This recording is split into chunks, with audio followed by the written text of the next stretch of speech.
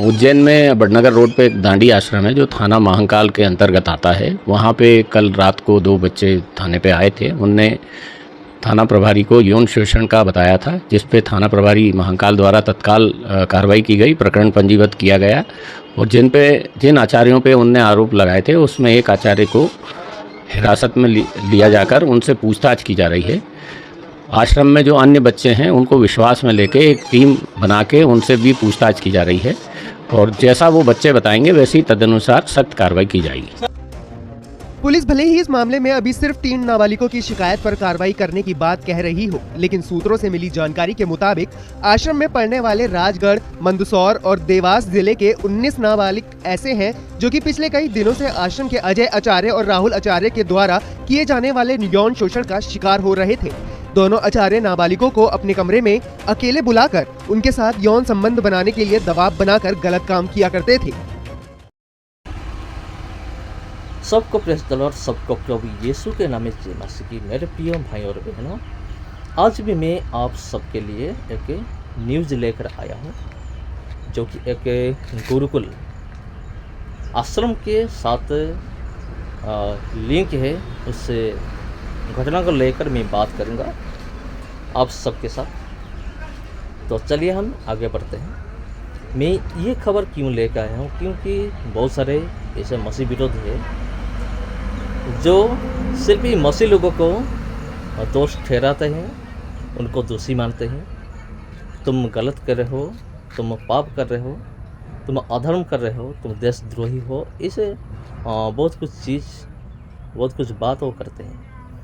लेकिन अपने आप के अंदर इतने सारे बुराई जो है उनको हो सकता है उन लोग छुपा कर रखते हैं।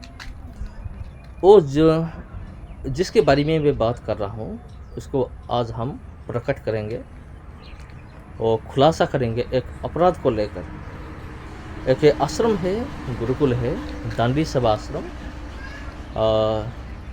इस आश्रम में 2 आचार्य रहते, 2 गुरु रहते थे, जिनका नाम, एक का नाम था अजय आचार्य और दूसरा का नाम था राहुल आचार्य। दोनों क्या करते थे, वो जो आश्रम में नाबालिका रहते थे उन लोगों को बुलाकर उनके साथ जोर ज़बरदस्ती उनके साथ गलत संबंध रखते थे। जी हाँ, बहुत दिन के बाद ये मामला सामने आया क्योंकि 3 ऐसे नाबालिका उन्होंने हिम्मत करके थाने में आए और केस किया उन दोनों आचार्य के ऊपर। इसके बारे में हम बात करेंगे, लेकिन उससे पहले एक सवाल को लेकर हम बात करेंगे, जो सवाल की मसीह विरोधी जो है वो पूछते रहते। ऐसे कि बहुत सारे सवाल है, पहले से मैं 2-3 सवाल का जवाब दे चुका हूँ। आज ही मैं उस सवाल का जवाब मैं दूंगा, ज़रूर दूंगा, इसलिए मेरे साथ बने रहिए अंत तक। वो सवाल ऐसा है, बहुत सारे मसीह विरोधी ये कमेंट करते हैं और कंप्लेन करते हैं, तुम यीशु मसीह के बारे में तुम प्रचार क्यों कर रहे हो? तुम अपने धर्म को अपने घर में तो रखो, बाहर मत निकालो। ये जो क्रिश्चियन धर्म है, इसको लेकर उन लोगों ने ऐसे बात करते हैं, तुम अपना धर्म प्रचार क्यों कर रहे हो? क्यों कर रहे हो? हम तो प्रचार नहीं कर रहे हैं, तुम क्यों प्रचार कर रहे हो? इसको लेकर आज हम बात करेंगे। उसके बाद हम फिर हमारे मेन टॉपिक को हम जाएंगे। जी हाँ, तो हम प्रभु यीशु मसीह के वचन को इसलिए प्रचार करते हैं क्योंकि बाइबल में आदेश दिया गया है, जब प्रभु यीशु मसीह ने जगत को छोड़कर उन्होंने स्वर्ग पर गया, प्रभु यीशु मसीह ने, उसके पहले उन्होंने आदेश दिया अपने चेले लोगों को, तुम जाओ सारे मानव जाति को पिता, पुत्र और पवित्र आत्मा के नाम में तुम बपतिस्मा दो, तुम उनको चेले बनाओ और देखो युगानुयुग मैं तुम्हारे साथ हूँ। जी हाँ, प्रभु यीशु मसीह ने खुद ये आदेश दिया है, इसीलिए हम लोग उनके आदेश पालन कर रहे हैं। हम धर्म परिवर्तन नहीं कर रहे हैं, हम प्रभु यीशु मसीह के आदेश को हम प्रचार कर रहे हैं। तो सुसमाचार को हम प्रचार कर रहे हैं, गॉस्पेल को प्रचार करते हैं। और गॉस्पेल क्या है? वो गोस्पेल ऐसा है, प्रभु यीशु मसीह इस जगत पे आए, आकर उन्होंने जन्म लिया। जन्म लेने के बाद उन्होंने सारे मानव जाति के लिए क्रूस पर अपना प्राण दिया। प्राण देने के बाद उन्होंने उनको कब्र दिया गया। उसके बाद उन्होंने 3 दिन के बाद मुर्दों में से जी उठा और सारे शिष्यों को बुलाया। द ओलिव माउंटेन है, जैतून पर्वत है। जैतून पर्वत में सारे चेले लोगों को प्रभु यीशु मसीह ने ले गए। उधर प्रभु यीशु मसीह ने स्वर्ग में गए, सब लोग देख रहे थे।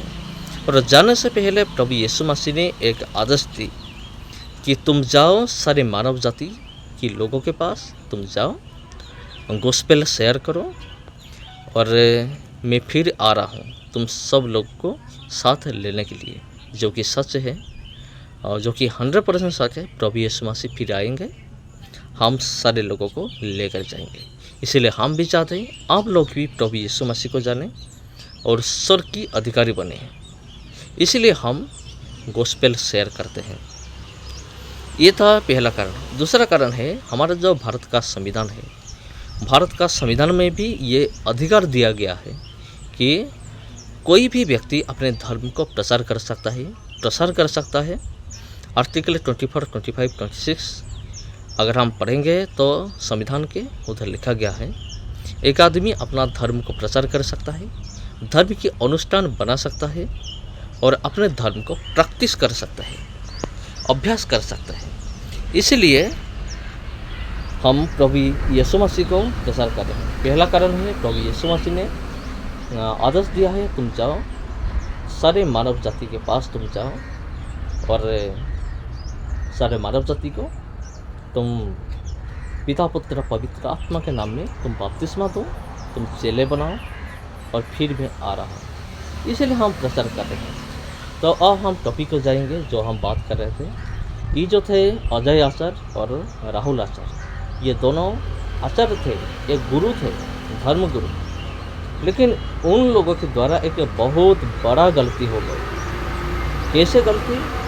नाबालिका बलात्कार। इसको बलात्कार ही का हम कह सकते हैं, क्योंकि ये जो दोनों आचार्य है, दोनों गुरु है, वो जो दांडी सेवा आश्रम है उनमें जितने भी बच्चे हैं, सिर्फ एक नहीं 19 बच्चे ऐसे हैं जिनको इस दोनों आचार्य ने बुलाकर जोर ज़बरदस्ती उनके साथ यौन संबंध रखते थे। और उसके बाद 3 नाबालिका ऐसे हैं, उन्होंने हिम्मत करके थाने पे गए और केस दायर किया उन दोनों आचार्य के ऊपर। तो ये वीडियो मैं क्यों बना रहा हूँ? क्योंकि बहुत सारे मसीह विरोधी सिर्फ मसीह लोगों को ही दोषी ठहराते हैं, दोषी मानते हैं।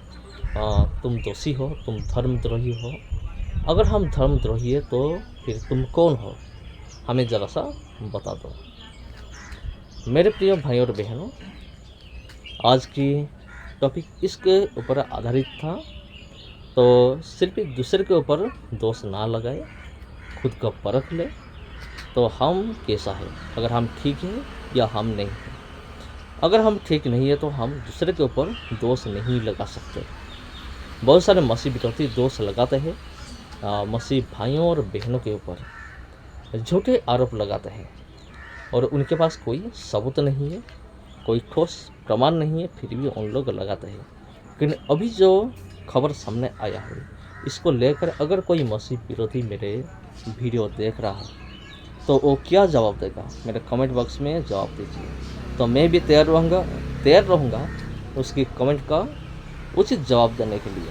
सबको जय मसीह।